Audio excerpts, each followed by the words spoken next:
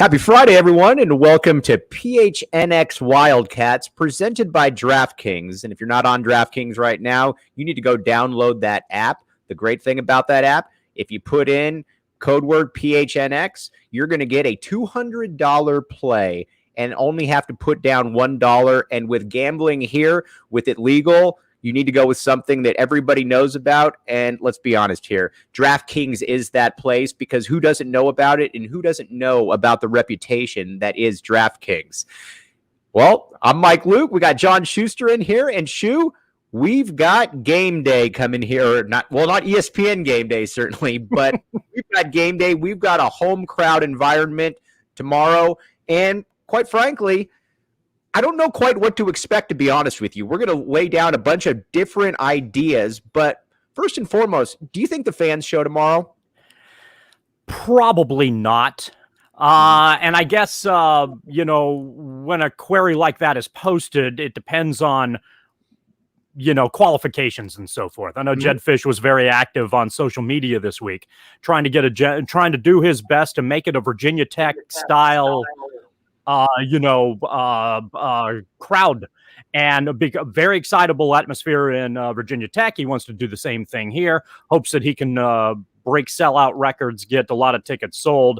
And it's hard to say how it's going to resonate. And I have a feeling, Mike, it might resonate in two different components. One, perhaps with the student body. I think that's something to delve into a little bit, and how the community reacts is something that we're going to have to observe as well. And I think in the early stages, they may be a little bit different and a little bit disconnected. We're going to get into kind of the tortured fan base, and I've got an article up on GoPhoenix.com about that. But let's talk a little bit about what Jedd Fisch is doing here. And you got to give him credit for creativity here, because I do think that he realizes that this is somewhat of a beaten down fan base. Let's put that. Over the years, we've had some highs for sure, but there have been some issues. He's doing a lot of different things. They're going to be going down for, they're going to be talking with all the fraternities today. They're going to basically be telling him, without telling him, hey, dudes, can you guys get drunk after the game, as opposed to drinking, going for about the first half and then saying afterwards, all right, well, yeah, this stinks. Let's go off and drink. So it's going to be fascinating, because in my entire life here, and I've basically been on campus for about 20 years as a professional student almost, I haven't seen that kind of outreach. But you know what's kind of cool about it? It's kind of a no-brainer when you think about it. I mean, how many times have people joked about the Zona Zoo and about how people don't show up or the kids leave early? This is a coach that's got a little bit of a hip quality to him, and he's going to him and he's saying, come on, guys, we need you here. You got all evening to be able to go do college-level kid things. Why don't you show up to the game here? And I think it's an interesting outreach proposal that I've never really heard about before. I think other coaches have done it, given it a go, but Fisch's efforts from a fan standpoint, I think he's put a lot of effort into trying to make that work for the Arizona fan base, for the Wildcat fan base. And one of the things I'm really not sure about is whether Fisch came into this program understanding that Arizona wasn't drawing big numbers, or whether there were people behind the scenes who were kind of telling him PR propaganda. Yeah, Arizona does just fine.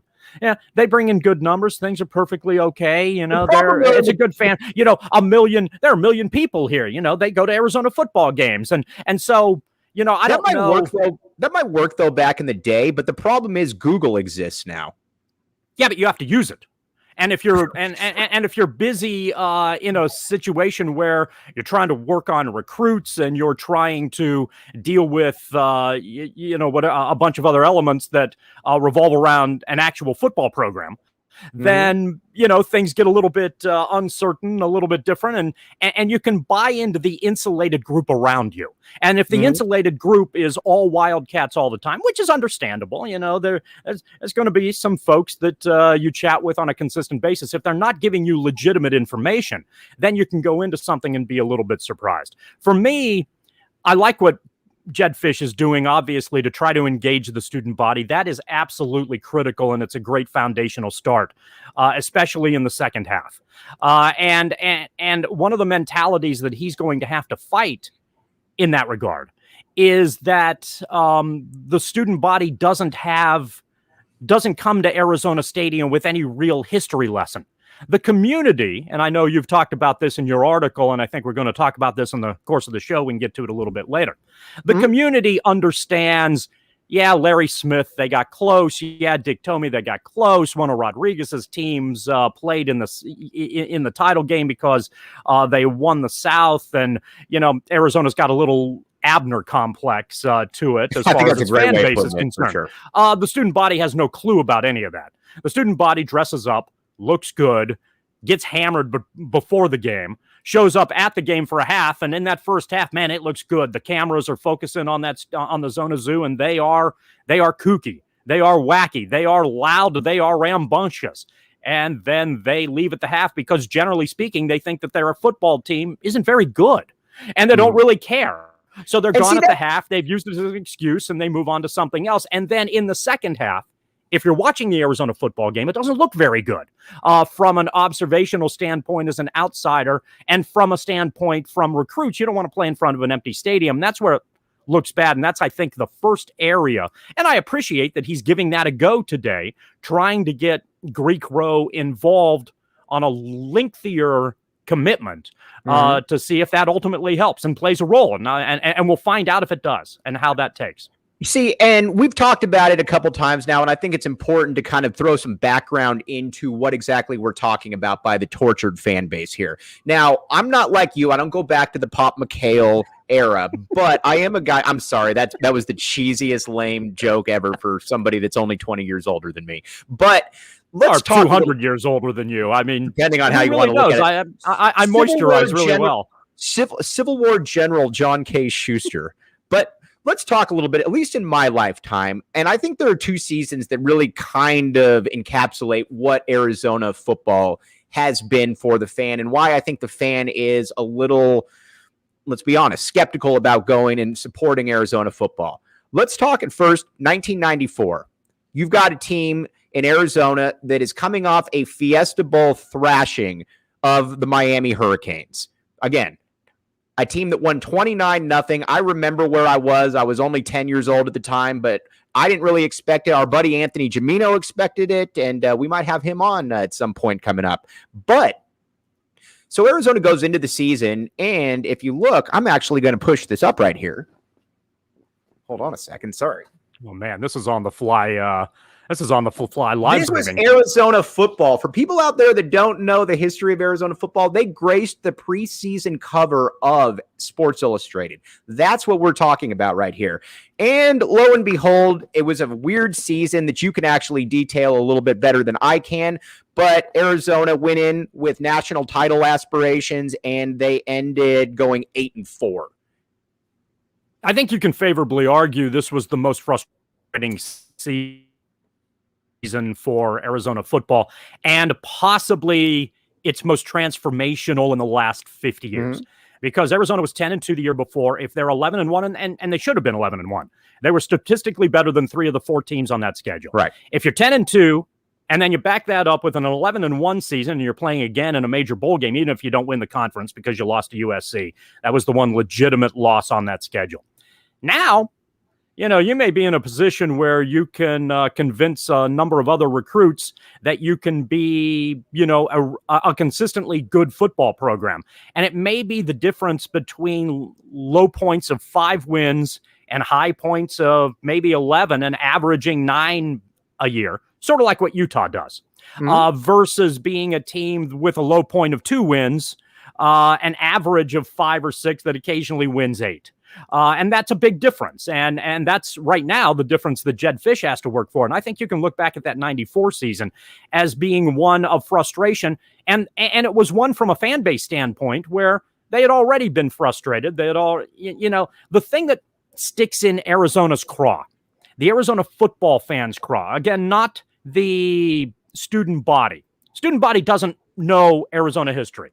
They show up, they make a lot of noise. They're great for atmosphere, and bless them. But if you ask some 18 to 22-year-old kid who's getting blitzkrieged before the game and then blitzkrieged after the game, they aren't going to, talk your ear off about, the great defenses from the 90s and how close they were and how in back-to-back weeks 1 year under Larry Smith, they beat SC and UCLA. Those conversations aren't happening. But with the fan base, nor should they happen. Kids aren't going to have that. It's not how kids roll. So there are two different fan bases here that need to be discussed in different ways. The fan base that you're talking about is the community one that gets beat up. And the thing that sticks in their craw specifically is this: only team in the Pac-10 never to go to the Rose Bowl. And even though that's an outdated statistic now, not just because it's the Pac-12 now and has been for a while, and not just because during the era when it was the Pac-10, Cal and Oregon State didn't go to the Rose Bowl either. That was a massive issue, I think, for the fan base, and it was kind of a self-esteem thing that just stuck with them. They could never get to the Rose Bowl, and they knew that other fan bases were going to rip them on it. And so that became a singular sentence source of frustration for the Arizona football fan. Yeah. Now let's move a little bit on, because I got one other example that I think really kind of brings it to. And this is something that I lived by the age of 15, 16, and I remember it very, very well. And that was the best season in U of A history for me is the 1998 season. I mean, some people might argue 94. At least for me, it was 98. Arizona finishes 5th in the nation in one poll, 4th in the nation in the other poll. Okay. And you beat Nebraska in the Holiday Bowl. You go 12-1. I think you could favorably argue that this was one of the better Pac-10 teams of the 90s. As a matter of fact, I think it's hard to argue that it wasn't one of the better Pac-10 teams. They're probably a quarter away from playing in the national championship game against the UCLA game happened. So Arizona goes into the very next season with the majority of its squad back. Now, in all fairness, you lost your best player in Chris McAllister, but you still bring back both your quarterbacks. You bring back arguably the best running back in school history and Trung Candidate. You bring back arguably the best wide receiver, Dennis Northcutt. You've got a lot of players across the board. Arizona goes into the season ranked number 3.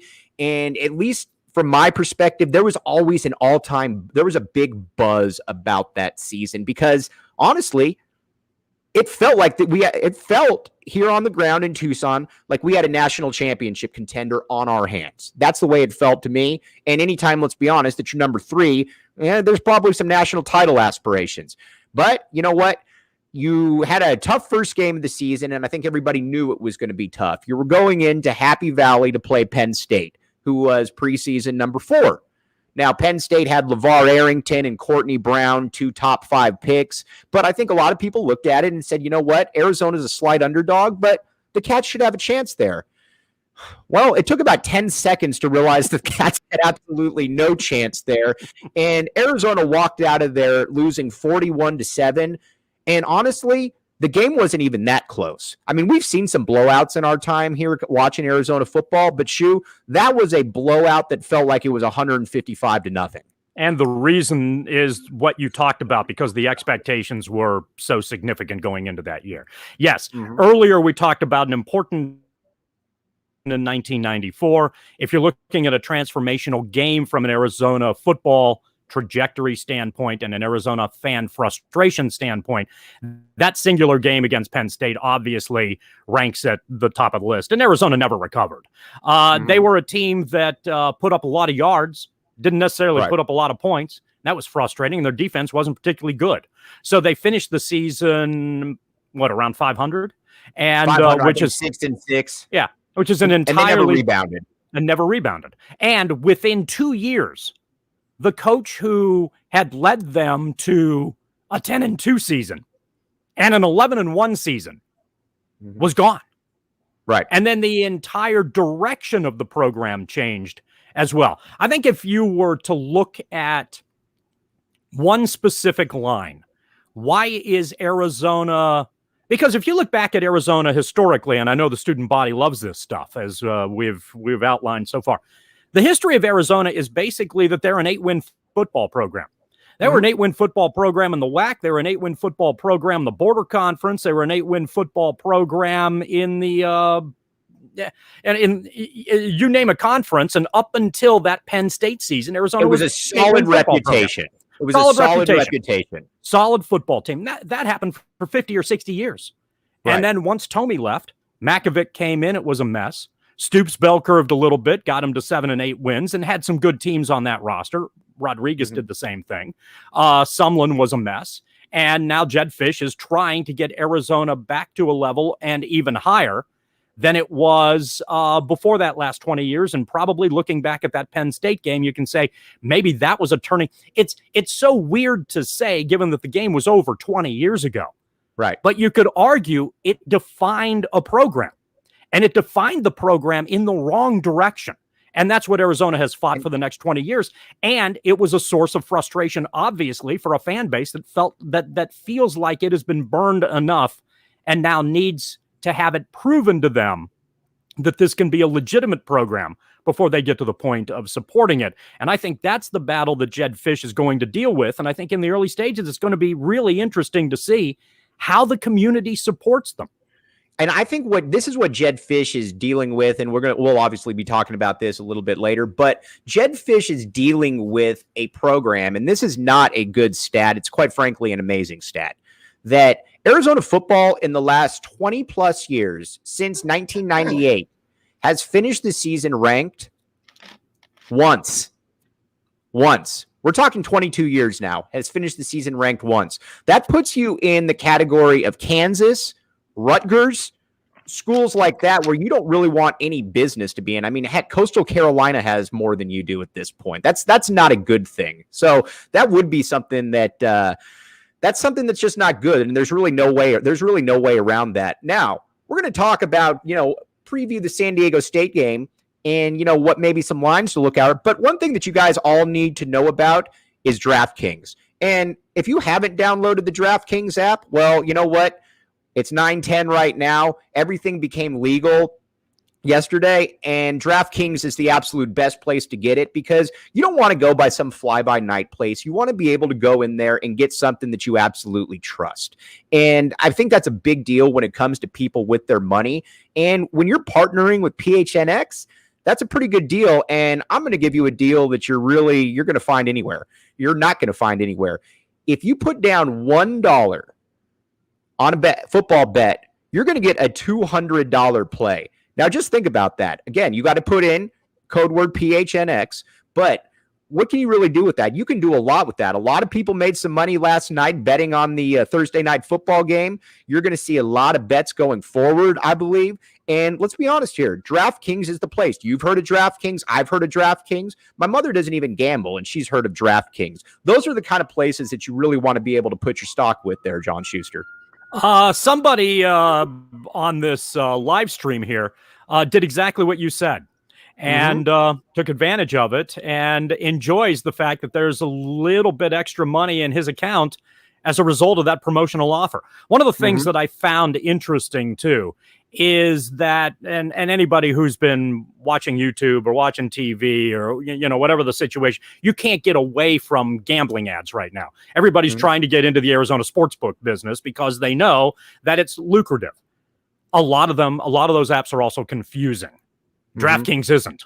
DraftKings was very straightforward. And sometimes, and I know there's a jargon out there and there's a terminology and a lot of, gamblers out there who understand how to navigate this. And there are a lot of other folks who don't. And so when you get into some of that confusing terminology, it doesn't really help you out. DraftKings was easy. And that aspect was excellent. And the great thing about it, and just to be clear, you've got to put down the $1. It's got to be on a football game, obviously, but, that's easy because everybody's watching football at this point. Football is America's sport, and sorry, baseball fan, it just is what it is at this point. And it's pretty easy. So go to DraftKings, put in the code word PHNX app and the PHNX code, and you know what? You're going to be good to go. And the one thing that's also really cool, though, about being able to be here, Shu, is the PHNX, just the PHNX brand that we're being able to partner with here is really something that's cool. And I would recommend going to gophnx.com and becoming a member because it gives you access to pretty much everything. You get written content, but you also get a bunch of exclusive stuff. You get, merchandise offers, you get behind the scenes looks, you get access to basically every single podcast, every single live stream. And when you're in a state like Arizona, that's a sports crazed state, why in the world wouldn't you go to PHNX? So go to PHNX.com, and you're going to get a lot of different options in there, and you're going to get a lot of different merchandise, different issues in there. So a lot of good stuff at GoPHNX.com. Now, getting back to U of A football and the fan experience, and we're going to break down where exactly this will be come game time. But let me ask you this, and this is hard for an Arizona fan to say, but should the fans show? Because I always argue that you're in Tucson. This is absolutely it's a college city, no doubt about it. Even when Arizona basketball is not great, the fans show up. But there's always one analogy, though, that I hear from people that don't go. And again, I encourage everyone to go because you know what? We're in Tucson. The university is what everything controls. But the one example that I think is difficult to really get past is when somebody says, if I keep going to a restaurant and they keep giving me bad food, why should I continue to go there just out of loyalty, just because maybe my friend owns the restaurant or not? And that's a difficult thing to really be able to throw back at somebody and say, well, that's stupid. What do you think about that? No, there isn't an argument against it. Sports, and I'm glad you brought it up. Sports teams, brands, rely on the community unity nature of that program. And they hope that loyalty is enough to be able to bring money into the program and that they continue to win. And they will argue in the process. And the argument is fair that it will be, it's a source of pride for the community. The community gets involved with it. You like feeling like you're a part of something. Sports can do that in a way that really nothing else can. That argument is fair. The problem is, and I think what you said is absolutely legitimate, and it's clear that a lot of the folks in Tucson, you've talked to them directly, and this is something I wouldn't mind getting into perhaps a little bit later as well, is that you're in this situation where, if it isn't, you don't have a lot of disposable income. You may be in one of those situations. You got to figure out what it is that's going on. And we can get into the conversations about it. Games start at 7 or games start at 8:30 or games start at 10. Half of the season, it's 90 degrees or above, and half the stadium's in the sun. And, there's a lot of inconvenience reasons you can make up in regards to, where Arizona football fans are. But if the product isn't any good, then it's your money and you can spend it however you want. And that is, I think, how this is, how the fan base has treated Arizona football right now. So what I think is going to happen, my guess here, Mike, is what I think is going to happen, and perhaps we'll be wrong and we'll find out tomorrow, and there will be a lot more support than we expect, is that Arizona is going to be in a position where they're going to have to prove that they can win first before the fans show up, because the fan base that's been here for years or decades is going to be frustrated with the product. And you've talked directly to people who didn't, a lot of our conversations have involved how we thought Arizona looked pretty good, better than expectations against BYU. But based on some of the people you've talked to, it doesn't sound like better than expectations against BYU is enough necessarily to go to the season opener at home. Well, right. We just had two people interact right here. And again, we definitely encourage anybody to, reply, respond. That's going to be a big part of the show. And we had somebody, Sony Cam One, who said that, in 1986, Arizona was one game short of the Rose Bowl, which I think encapsulates the Arizona football experience, that even when you're good, it's just not quite there. Right. And then Ryan DeMarco, I thought, made an interesting point where he said that college sports are different than pro sports. I would agree with that. But at the same time, though, I think the spontaneity, the organic part of being when your team is good or when there's hype around there is something that most colleges should be able to tap into. And I think to the Mike Stoops era, where Arizona wasn't ranked, but there was a little bit of a window there where Arizona was good, and they didn't have any problem with the fan base showing up because you had an energetic coach. You had a guy who wanted to be, who people wanted to be around, for lack of a better term. And to me, that's what you need to be able to have. And hopefully Jedd Fisch has a little bit of those qualities. I think he does. This gets into some difficult, different eras. Larry Smith, I think, was a very good coach, but at the hiring time, he wasn't necessarily a wow coach, and he wasn't a PR guy. Dick Tomey was the fourth coach that Arizona wanted, so he wasn't particularly popular, wasn't very exciting. He was good. He turned out to be good, but Tomey also didn't bother with PR. It wasn't about... Tomey was a guy who, if you played football in front of 50 people or 50,000, it made no difference to him. So that didn't really galvanize the fan base either. So I think the Stoops hire was very important for Arizona and an interesting history lesson in regards to how the fans approached Arizona football and have approached it since. And part of that is that when Stoops was hired, the fan base believed, whoa, this guy is a legitimate name, a hot assistant. Arizona football, the University of Arizona just got serious about its football program. Right. So we're going because we think there's a chance this football program is going to be pretty good. Right. And they bought into it. The honeymoon lasted, 2.5, 3 years? And Arizona got better, but then hit a wall and it dropped off fairly precipitously. Once Stoops couldn't turn the corner, everything else after that was sort of in fool me twice mode.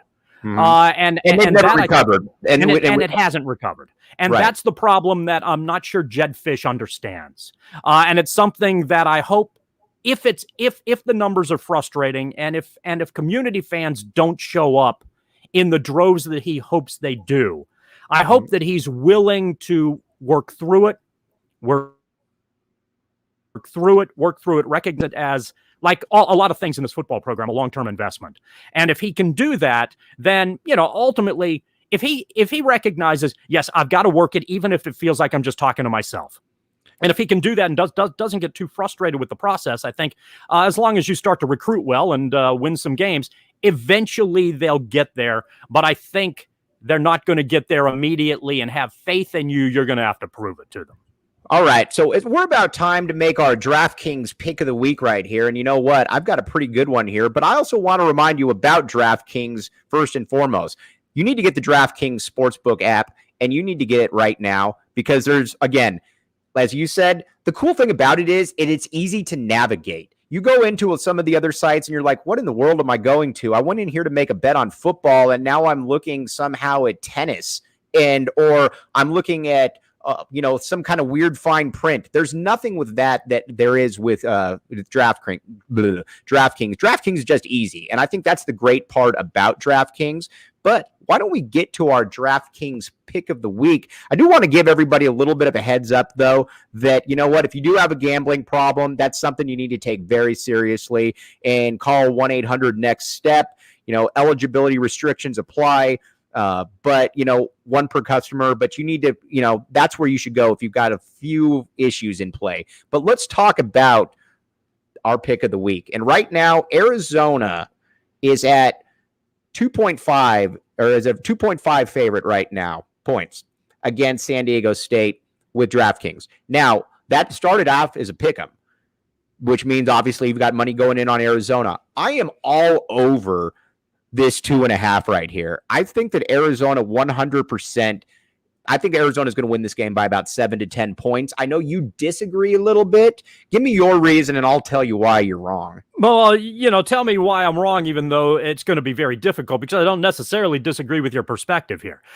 Based on one of the things that I think is very careful to pay attention to as far as collegiate sports is concerned, we talked about this a little bit on yesterday's broadcast as well, is the difference between week 1 and week 2 is huge. You can have teams that look really good in week 1. You jump on them in week 2.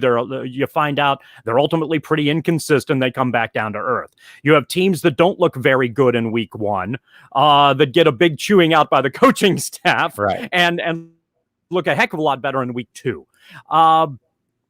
So I think this is one of those games where that possibility resides. But there are plenty of reasons why you'd look at Arizona, and it's not difficult to understand why that line moved from a pick'em to Arizona being a 2.5 point favorite. If you just eye tested the two teams, and one of the things is not a whole heck of a lot of people saw San Diego State's win against New Mexico Oh, State. stop. Don't act like you didn't watch the New Mexico State game. Well, you know, you have to do your due diligence, right? Right. Everybody's a big Aggie fan.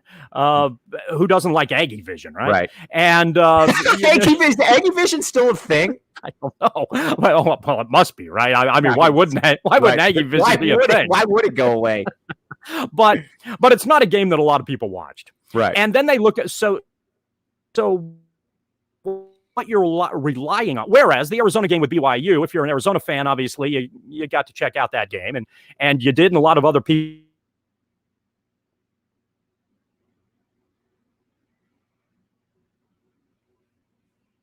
beyond that checked it out. Looked like it was that folks expect. Well, what was BYU? Roughly a 12-point favorite heading into that game. Mm-hmm. And, they didn't cover. And Arizona had a chance, to make that, and did make it interesting, and had a chance maybe to even get a W in that matchup, which not a lot of people expected. So Arizona looked better than expected. And then if you look at the box score with San Diego State, they're losing to New Mexico State 10-0 at the half. Right. Now, the final of that game was 28-10.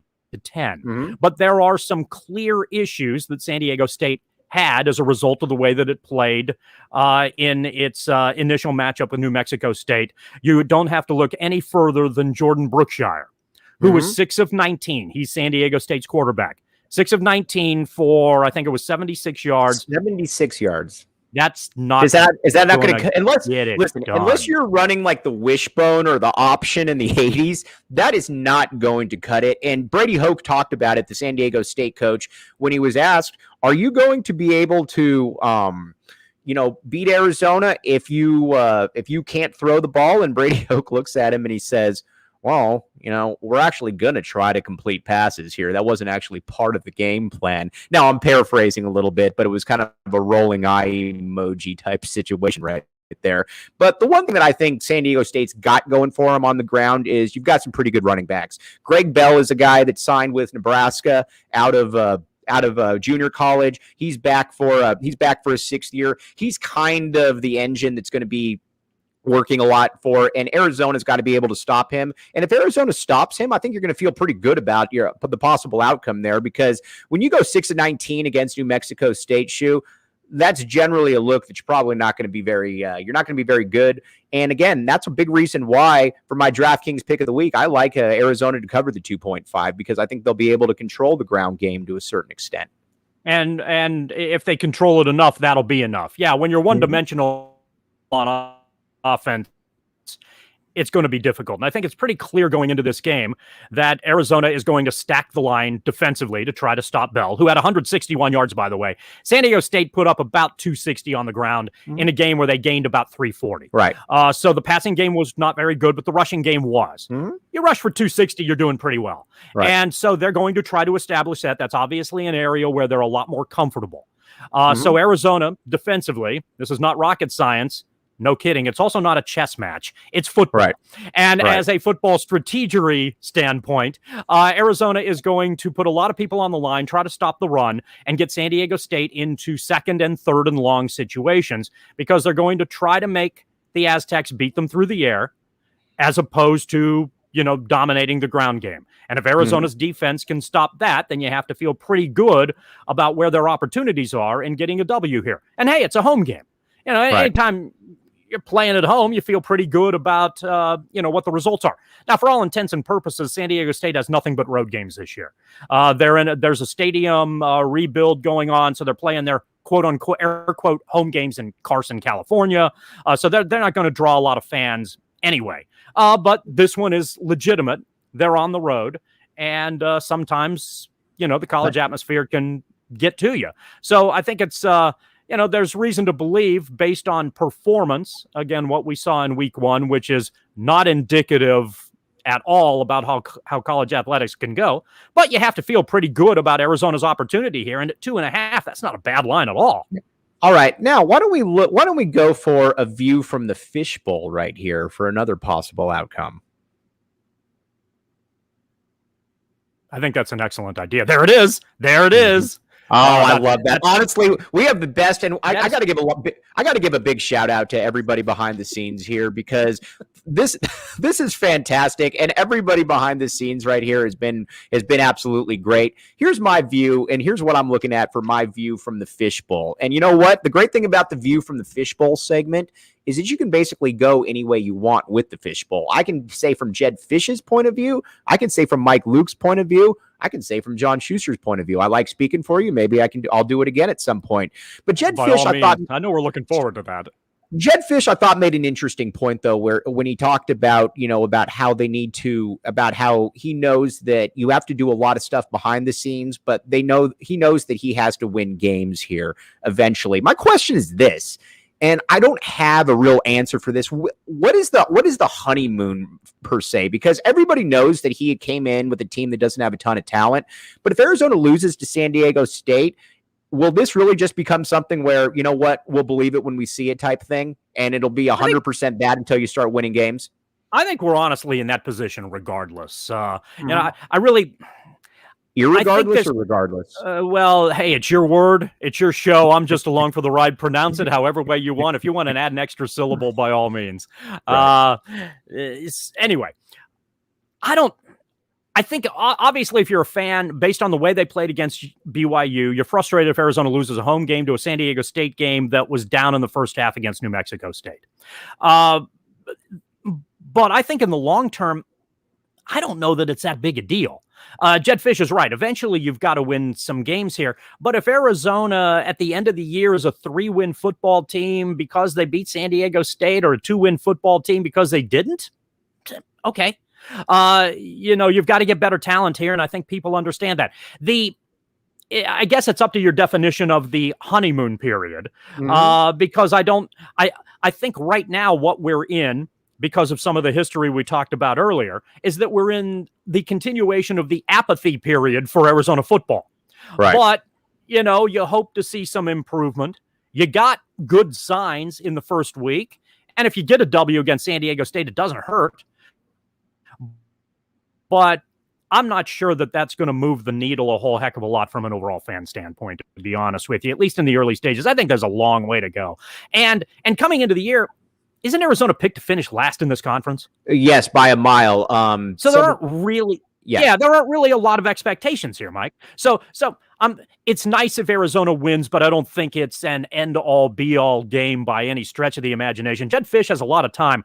This is much more up to the administration, barring some weird stuff that happens behind the scenes, Machiavellian stuff that we can't necessarily anticipate going in, or Sumlin stuff that we can't necessarily anticipate going in. Sometimes you can tell when changes need to be made early on. It's very early on, but it seems unlikely that that's going to happen in this case. So it's up to the administration to determine what the long-term opportunities are and how much leeway they're ultimately going to give him. And while it's nice to knock off San Diego State, I don't think it really moves the needle one way or the other a whole heck of a lot. I'm curious as we kind of get into the last leg here of the show. I'm curious to see how Arizona quarterback Gunnar Cruz goes, because watching him in the first half and watching him in the second half, it looked like a much different quarterback right there. Now, Jed Fish said that he was going to probably play both quarterbacks, but I think at the time, anytime you hear a coach, and this is my view from the Fishbowl, say that I'll probably play two quarterbacks, unless he says they definitely will, I think he's looking for a reason not to play two quarterbacks. That's generally what I take from that. And honestly, in the second half, I think we saw enough from Cruz to not maybe think that this is the long-term answer, but to think that this is a guy that's certainly got some ability and somebody that could possibly be the answer and was certainly probably the better quarterback option of the two right now. The better, certainly based on that performance, it seemed that way. And we might discover that Cruz is just better at this stage with the talent around him than Plummer is. It's also possible that Plummer, getting into a game situation, realized what it is that he needed to work on and make some improvement as this thing progresses. All things are possible. What Arizona did with Cruz and the way Cruz reacted, we kind of look at this in this way where, wow, Gunnar Cruz had a much better second half. True. Well, why? Was it because he got better or because the Arizona coaching staff gave him opportunities to make some adjustments on the fly? I think the coaching staff did a really good job here in figuring out what it was how BYU was trying to attack them. That's good news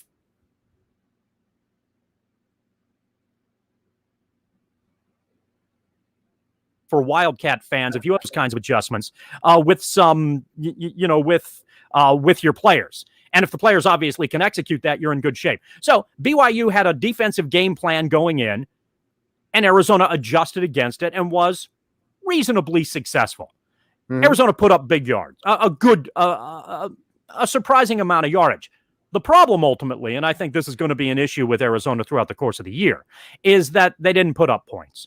In the end, Arizona scored 16 points, and one of those drives was fairly short field. And how many times do you see it where it's, all right, cool, you got 316 yards, but you know what? You got one touchdown out of it or two touchdowns. That's just not enough. In college football, with the way that everything is, where everything is designed for you to score points. The clock doesn't run after a first down. Right. Obviously, you've got a lot of the rules like the NFL where you're certainly encouraging points. So I've always believed that, you know what, you've got to go into a college football game, unless it's Alabama playing Georgia, where this is not what we're talking about here. But actually, Mike, I've got a kind of side question if you don't mind. What do you got?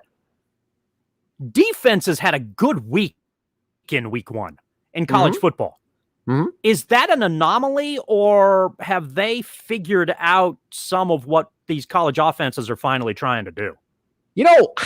That's a great question. I would tend to say it's an anomaly. We'll certainly know after this week, but you've also got, this is really your first kind of real season.